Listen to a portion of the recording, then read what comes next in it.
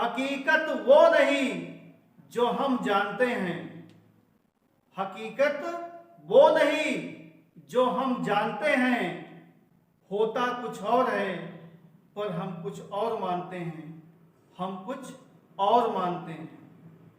जी हाँ, आज हम बात कर रहे हैं एक ऐसे मुद्दे के बारे में जो बहुत लोगों के मस्तिष्क में एक भ्रम के रूप में है या था।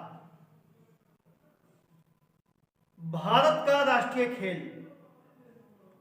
अगर आपसे पूछा जाए या किसी से सामान्यतः पूछा जाए कि भारत का राष्ट्रीय खेल क्या है, तो सब तुरंत उसको बताएंगे कि हॉकी है। तो यह बिल्कुल गलत है। भारत का राष्ट्रीय खेल हॉकी नहीं है, इसको आप समझ लीजिए, जान लीजिए। हाँ, कुछ जगह शायद परीक्षाओं में भी आपको मिला होगा, लेकिन भारत का राष्ट्रीय खेल हॉकी नहीं है। तो आप कहेंगे कि भारत का राष्ट्रीय खेल क्या है?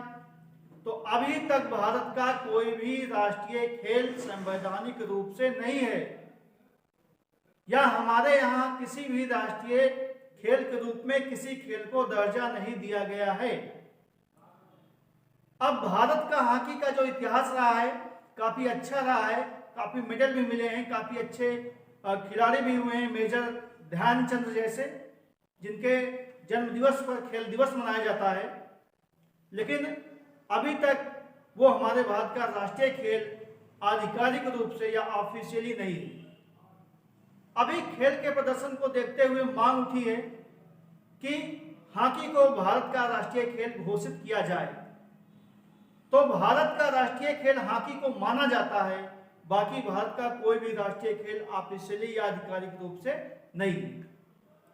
ये अभी एक कोई अध्यापक थे पाटिल के, उन्होंने एक सूचना मांगी थी 2020-21 में और खेल मंत्रालय से कि क्या भारत का राष्ट्रीय खेल हॉकी है।